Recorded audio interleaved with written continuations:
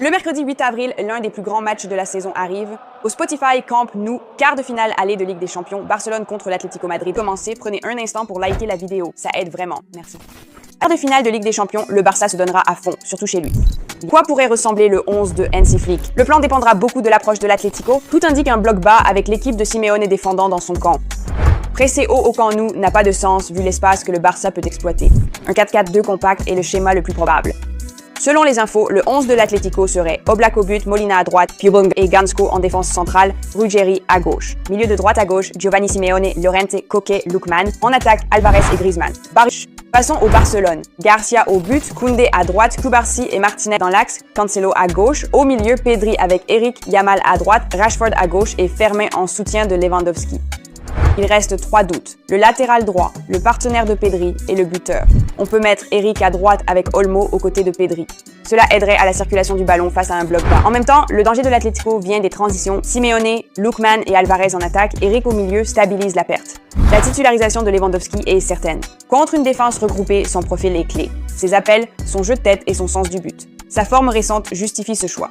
Ce n'est pas un match où l'une des deux équipes va se presser. Barcelone s'ajustera surtout à gauche, Rashford et Cancelo permuteront en attaque. Au Metropolitano, Rashford restait excentré alors que Cancelo repiquait. Le jeu consistera toujours à trouver des espaces entre les lignes. Flick tentera de construire via les demi-espaces, la zone entre le latéral et le défenseur central. Dans un 4-4-2 compact, c'est la zone la plus difficile à défendre. Nous pensons qu'une grande partie du match se jouera là. Pedri continuera de chercher des positions entre les lignes. Fermin et Rashford attaqueront la profondeur. Lamine repiquera dans l'axe pour aider à créer des triangles. Et puis vient le mécanisme le plus important, le troisième homme. Le ballon ne va pas directement dans la zone de danger, il passe par un joueur supplémentaire. De Pedri à Fermin, de Fermin à Yamal. Ces mouvements rendent l'ajustement de l'Atlético plus difficile. Une circulation rapide sera aussi cruciale et Flick a un joker, Gavi, qui peut entrer 20 à 30 minutes pour aider en fin de match. Un aspect souvent négligé, que se passe-t-il juste après la perte du ballon? C'est là que l'Atlético est le plus dangereux, pas en bloc, mais dans les secondes suivant la récupération.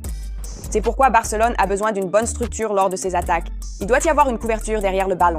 2 défenseurs centraux et un milieu, probablement Eric. Leur rôle est de stopper la première passe vers l'avant. Le modèle de Simeone est construit autour de ce moment, récupérer 1 ou 2 touches, puis une course dans l'espace. Si le Barça perd le contrôle dans ses premières secondes, il sera exposé.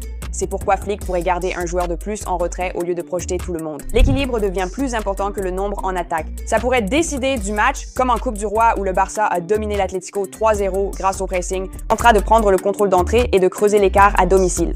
Le Barça veut acculer l'Atlético d'entrée par le rythme, le pressing et le contrôle. Comme en coupe où l'idée était de gagner les 2 mi-temps 2-0. Ici, 2 mi-temps de 1-0 suffirait.